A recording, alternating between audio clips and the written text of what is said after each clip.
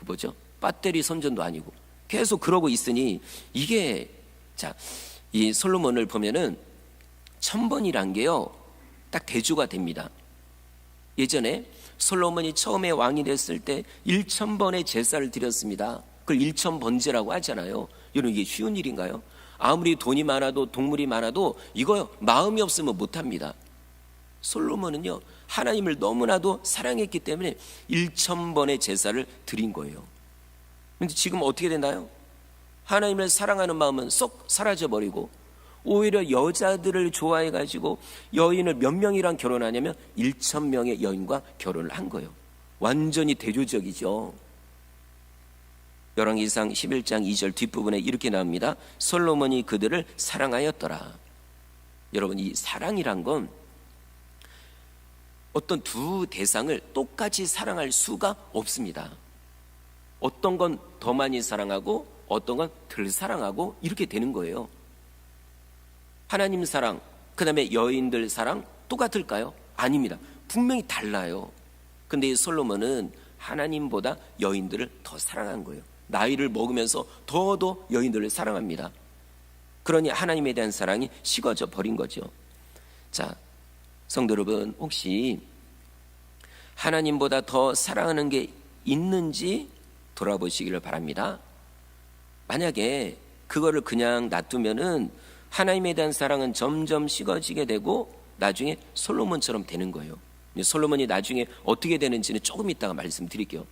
나중에 하나님에 대한 사랑이 완전히 식어져 버리고 식어진 정도가 아니라 변질이 되는 거예요. 여러분 음식도요 집에서 아무리 맛있는 걸 했어도 그냥 놔두면 어떻게 될까요? 냉장고 안 넣고 나중에 상해버립니다. 먹었다가는 탈이 나죠. 솔로몬도 사랑이 식어지리란 생각을 못했을 거예요. 하나님에 대해서. 근데 여인들을 맨날 쫓아다니고 일주일마다 결혼하고 이러다 보니까 하나님에 대한 사랑이 식어지고 나중에 변질이 된 겁니다. 사실 회복이 안 돼요. 나중에는. 자, 만약에 우리도 하나님보다 무엇인가를 더 사랑하면 나중에는 마음이 변질이 됩니다. 하나님보다 가족을 더 사랑한다? 이것도 문제가 돼요. 물론 교회 나오신 지 얼마 안 된 분들은 지금 목사님 이상한 얘기한다 라고 할 수 있는데 여러분 다 이유가 있습니다. 왜 하나님이 우리 보고 가족보다 나를 더 사랑해라 이렇게 말씀할까요? 여러분 그게요 가족을 지키는 일이거든요. 양 시편 23편에 양에 대한 비유가 나와요. 목자와 양. 근데 양은요 얼마나 어리석고 부족하고 약한지 아무리 어미 양이라도요 새끼 양 못 지킵니다. 나라도 못 지키는데요. 그러나 목자만 있으면 걱정할 게 없습니다. 그래서 제가 딱 깨달은 게 뭐냐면 양은 어미 양이 없어도 살지만 목자가 없으면 못 사는 거예요. 우리도 똑같습니다. 사실 엄마 아빠로서 자식들 다 챙기고 싶지요. 남편 챙기고 아내 챙기고 싶지만 부모님 잘 모셔드리고 싶지만 우리는 인간의 한계가 있어요. 우리가 할 수 없는 일이 사실 많이 있습니다. 그래서 하나님이 말씀한 거예요. 얘들아 너희 가족 어떻게 할 수 없다. 그러니 나를 먼저 사랑해라. 그럼 내가 네 가족 지켜주겠다 이겁니다. 순서가 있는 거거든요. 그런데 솔로몬은 그걸 외면한 거예요. 하나님보다 더 많은 여인들이 더 좋거든요. 나이가 많아도 내가 돈이 있고 그 다음에 내 권력이 있으니까 수많은 젊은 여인들이 졸졸졸졸 따라옵니다. 그러니 여기에 취해가지고 하나님에 대한 사랑을 잊어버린 거죠. 자, 그리고 또 여기서요 우리가 꼭 알아야 될 게 마귀는요 우리가 하나님을 사랑하는 거 이 꼴을 못 봐요. 하나님을 사랑해서 정말 은혜 받고 예배드리고 뭔가 이렇게 하는 거 이거에 마귀가요 아주 그냥 눈꼴 사나워서 못 봅니다. 그래서 어떻게 하냐면은 하나님보다 더 좋은 것 같은 것들, 그죠? 하나님보다 더 좋아 보이는 것들을 눈앞에다 두는 거예요. 우리 눈앞에. 그래서 거기에 쏙 넘어가게, 거기에 쏙 빠져들게 하는 거죠.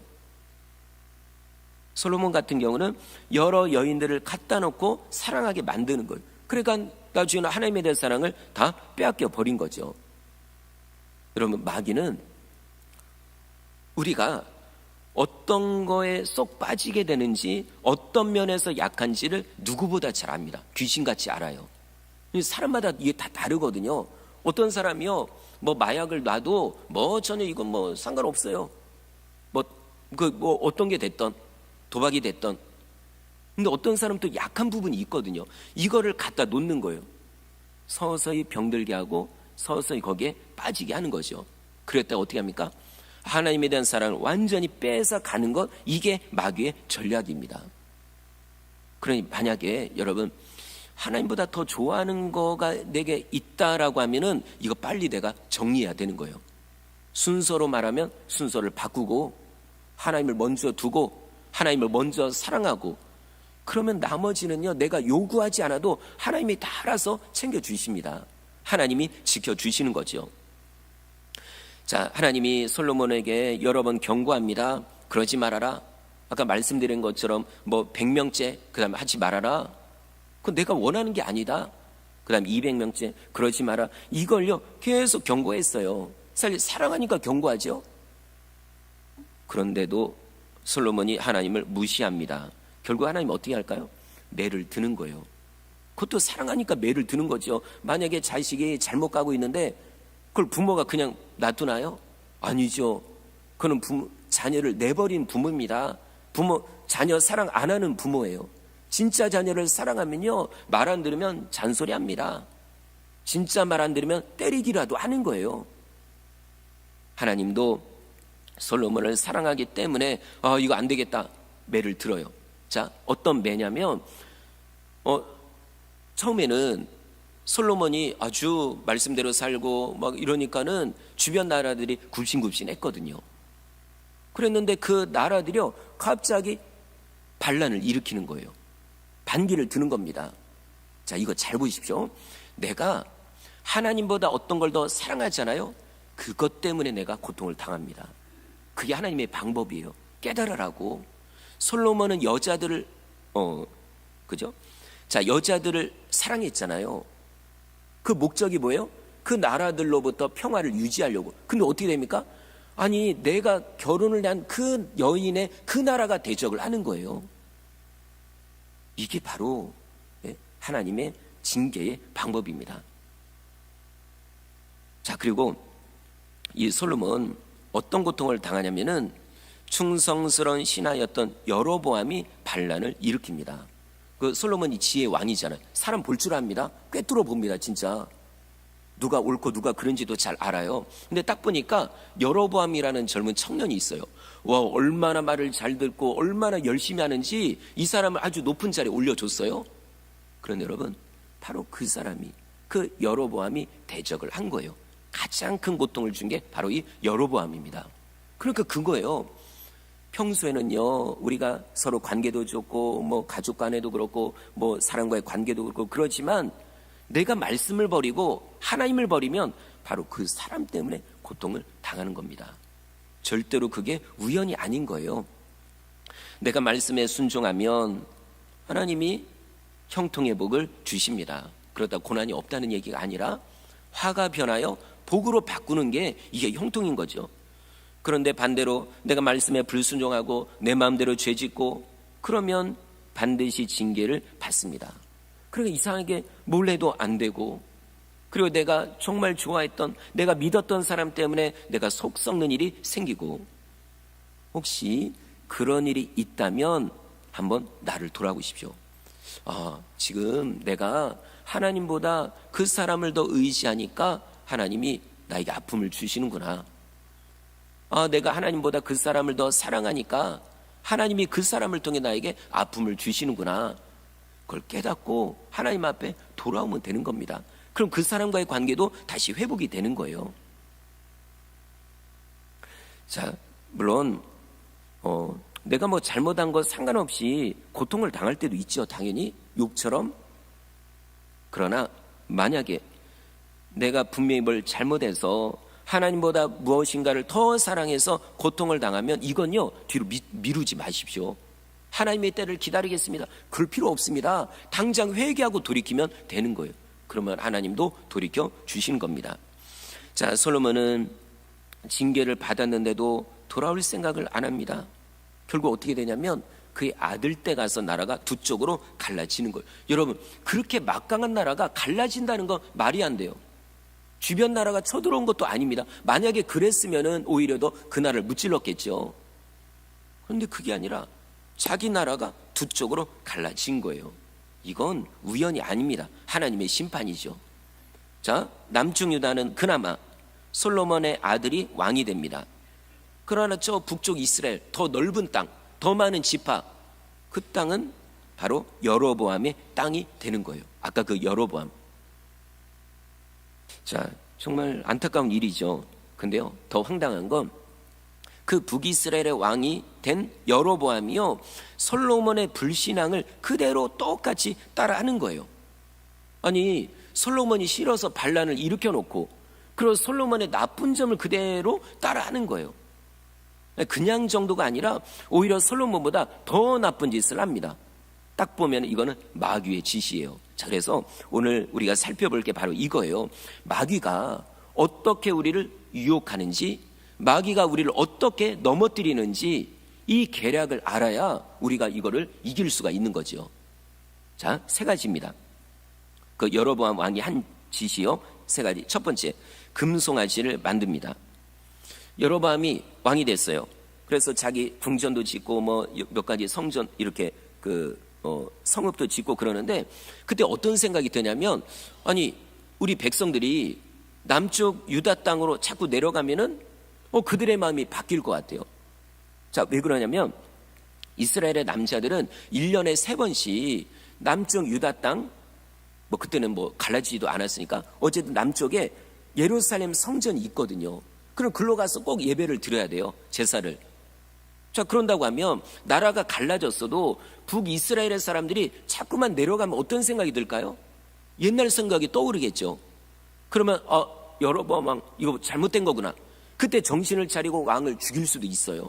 그러니까 왕이 이거 안 되겠다. 우리 백성들 남쪽으로 못 가게 해야 되겠다. 이 생각을 한 거예요. 그래서 백성들한테 어떻게 하냐면 예루살렘 성전을 대신하는 신전을 짓는 거예요. 2개를 짓습니다.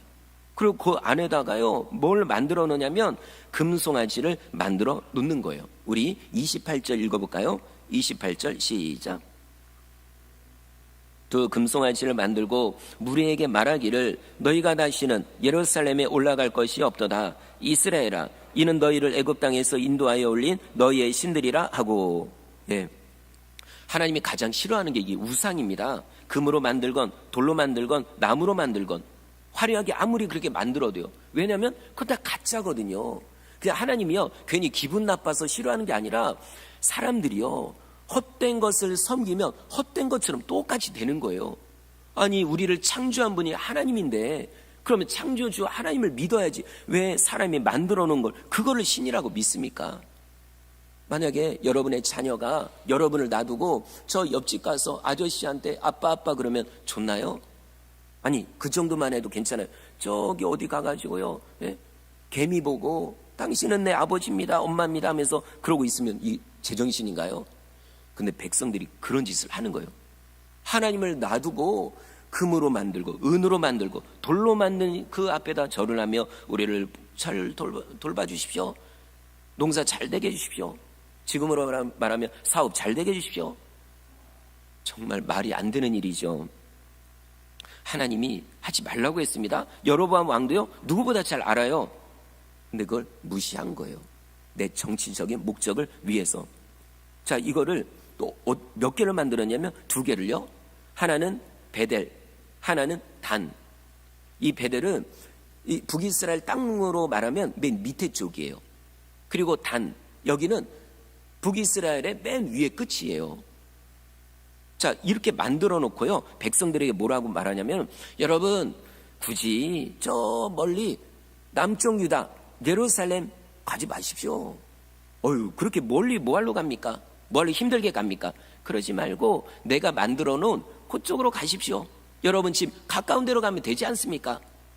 자, 여러분 백성들이 어떻게 반응했을까요? 그 얘기를 듣고 우리 왕 최고라고 했을 거예요. 예. 왜냐하면 우리 백성들을 배려해 주니까. 아마 또 이 생각했겠죠. 우리 여로보암 왕은 저 남쪽 유다 왕보다 훨씬 더 훌륭한 왕이다. 우리 왕 최고다. 근데 여러분, 훌륭한 왕이 아니라 마귀 같은 왕입니다. 왜 그러냐면 백성들의 신앙을 불신앙으로 만들어 버리니까요. 진노를 당하게 하니까. 물론 당장 진노당한 거 아니에요. 예? 이스라엘 그래도 한 200년 300년 쭉 갑니다. 그러나 결국 망합니다. 비참하게 무섭게 아수르 나라가 쳐들어와가지고 사람들을 죽이고 살아남은 사람들 끌고 가는데 손을 뚫어가지고 꿰뚫어 굴비 엮듯이 사람들을 끌고 가요. 죽으면 와 우리가 죽였다고 자랑하는 그 나라한테 고통을 당하는 거예요. 이 우연일까요? 근데요, 백성들은 그것도 모르고 마귀의 유혹인지도 모르고 좋다고 그러고 있는 거예요. 예전에 아론이 이런 짓을 했다가 200만 명이나 되는 백성들이 몰살당할 뻔했습니다. 자, 이때 모세는 시내산 꼭대기 올라가가지고 하나님하고 기도하고 있는 거예요. 하나님께. 그때 십계명 돌판도 맞고 그러고 있는데 이게 40일을 그러고 있으니 밑에 있는 백성들이 답답하죠. 왜 모세 안 내려오냐고, 죽었냐고, 살았냐고. 그러면서 아론에게 뭐라고 얘기하냐면, 모세는 뭐 죽었는지 살았는지 모르니까 당신이 우리에게 신을 만들어내라고. 애굽에서 우리를 이끌어낸 그 신을 당신이 만들어내라고. 참 말도 안 되는 거죠. 그랬더니 아론이요, 나 그런 거 못한다고 해야 되잖아요. 그게 아니라 알겠다고 당신의 의도를 알겠다고. 그래가지고요, 금으로 송아지를 만든 거예요. 금송아지, 오늘하고 똑같죠. 금송아지를 만들어 놓고 하는 얘기가, 여러분 이 송아지님께서, 이 신께서 우리를 애굽에서 인도했습니다. 여러분 우리 앞에 다 경배합시다 해가지고 춤을 추고 난리가 난 겁니다. 여러분 얼마나 황당합니까? 아니 금송아지가 그 애굽 땅에다가 10가지 재앙을 내렸나요? 아니 금송아지가 홍해바다를 갈라지게 했나요? 금송아지가 뭐 그들에게 만나를 주고 그 다음에 불과 구름 기둥을 앞에서 인도하나요? 아마 금송아지가 말을 한다고 하면은 아니요, 난 이제 만들어졌는데요. 물론 말도 못하지만. 그런데요, 사람이요, 한 번 생각이 바뀌면요, 이런 어리석은 짓을 하는 겁니다. 그래서 하나님이 얼마나 화가 났는지, 진짜 내가 여태까지 너네를 위해서 내가 무엇을 했냐? 근데 나 대신 금송아지를 만들어 놓고 섬겨? 이제 내가 너네 다 죽여야 되겠다 했어요. 그랬더니 모세가 시내산에 지금 올라가 있는 거죠. 모세가 하나님의 손을 꽉 붙잡으며, 그냥 표현하자면 그거예요. 하나님이 불을 가지고 심판하려고 하는 거를 모세가 손을 꽉 잡고, 아이고 하나님 왜 그러십니까?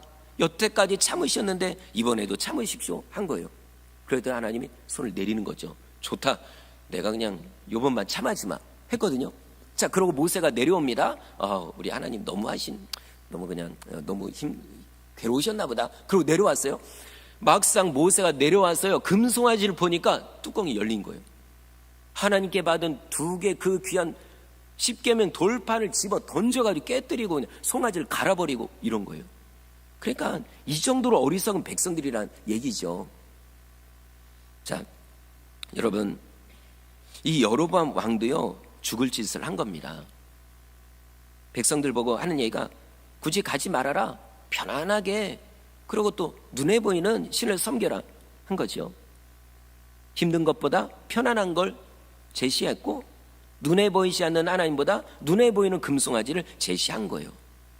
여러분, 이 마귀가요, 진짜 똑같습니다. 우리를 미혹하는, 우리를 넘어뜨리게 하는 방법이 아주 똑같아요. 물론 귀로 안 들리지만 마귀가 분명히 이렇게 여러분에게 얘기할 거예요.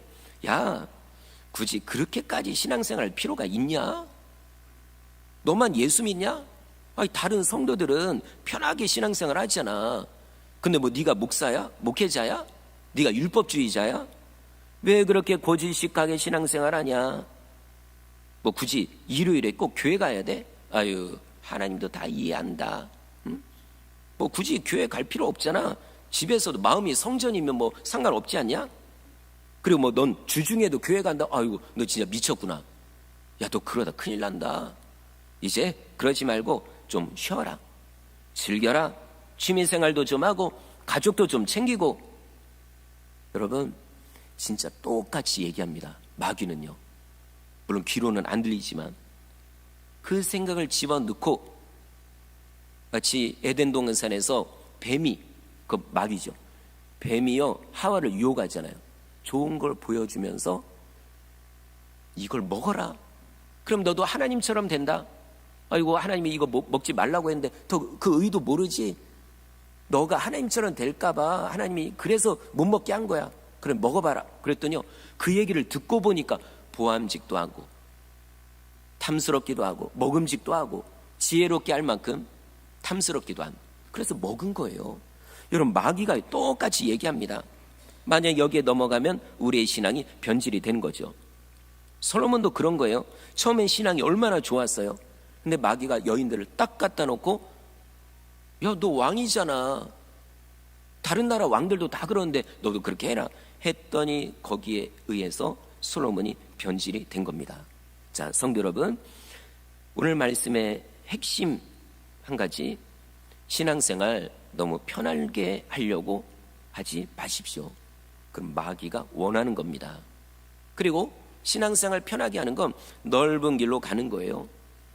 넓은 길, 평탄한 길, 뭐 그렇게 힘 안 드는 길, 그러나 그 끝은 멸망입니다.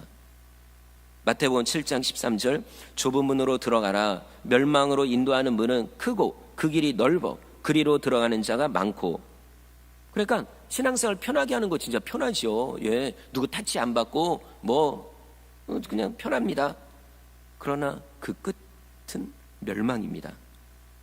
그럼 늘 말씀드리잖아요. 교회를 다닌다고 해서 무조건 천국 가는 게 아닙니다.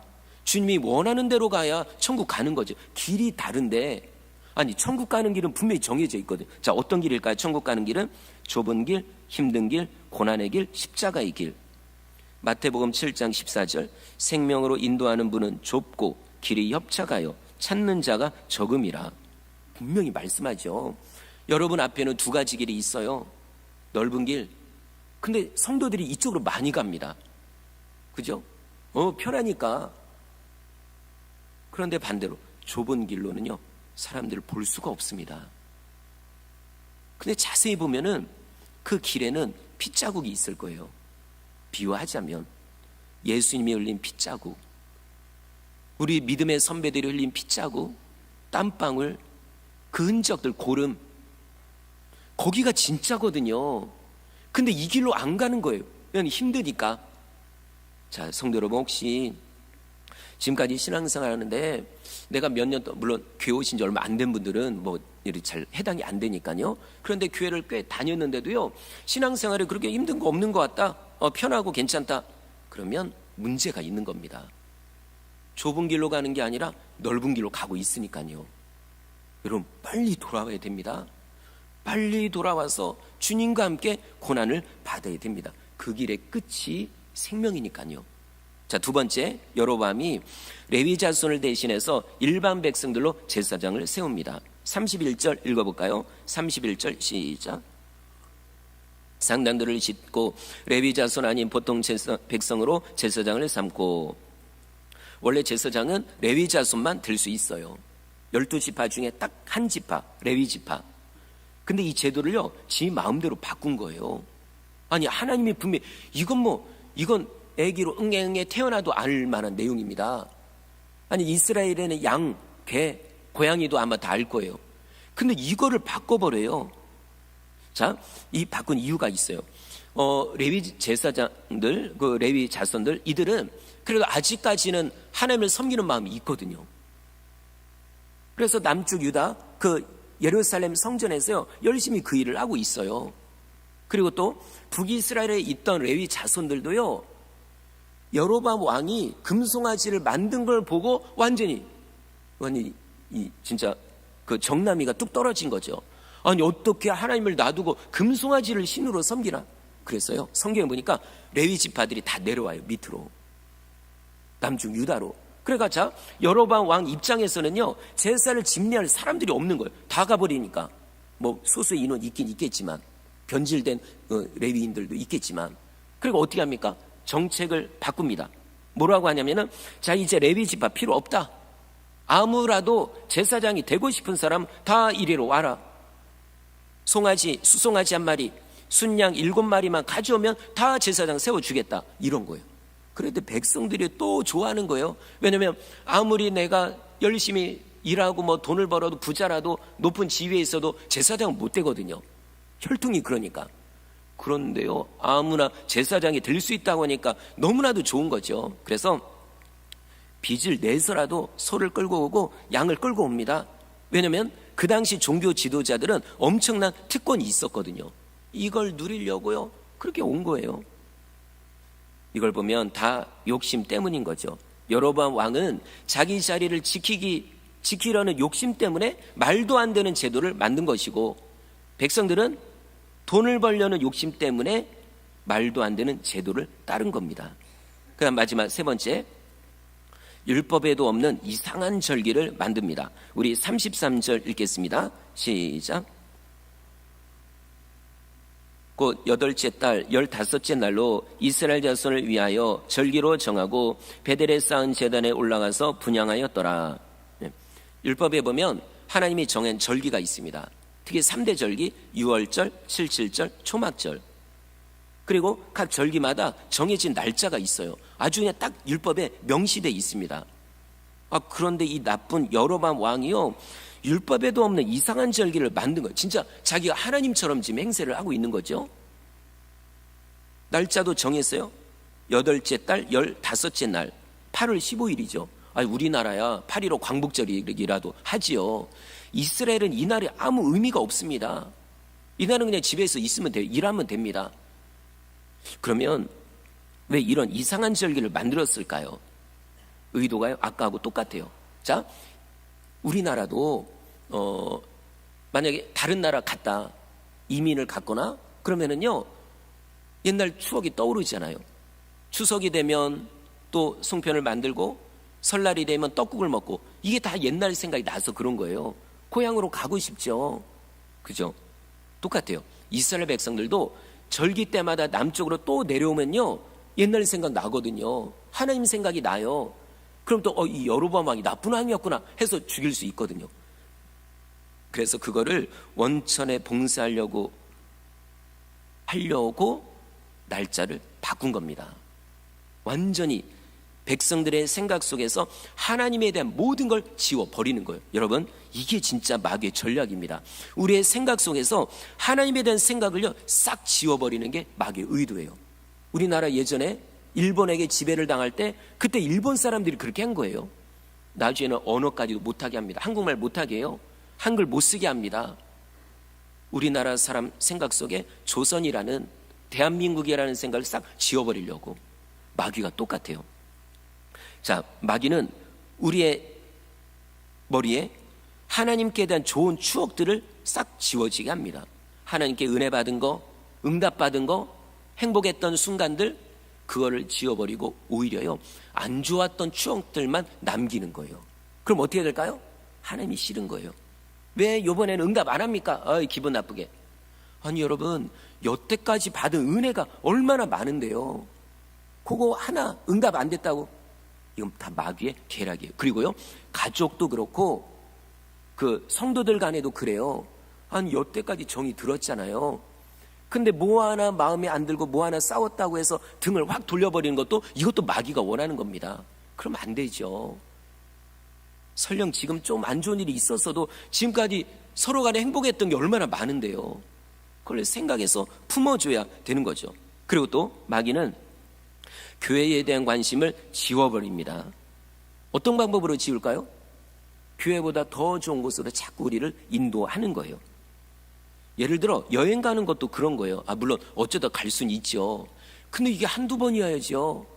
교회를 점점 멀리 만듭니다. 교회보다 더 좋은 곳에 가서 거기서 놀 수 있도록, 즐길 수 있도록. 솔로몬이 그런 거예요.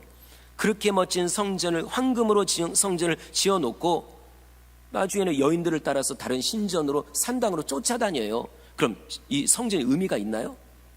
하나님이요, 얼마나 기분이 나쁠까요?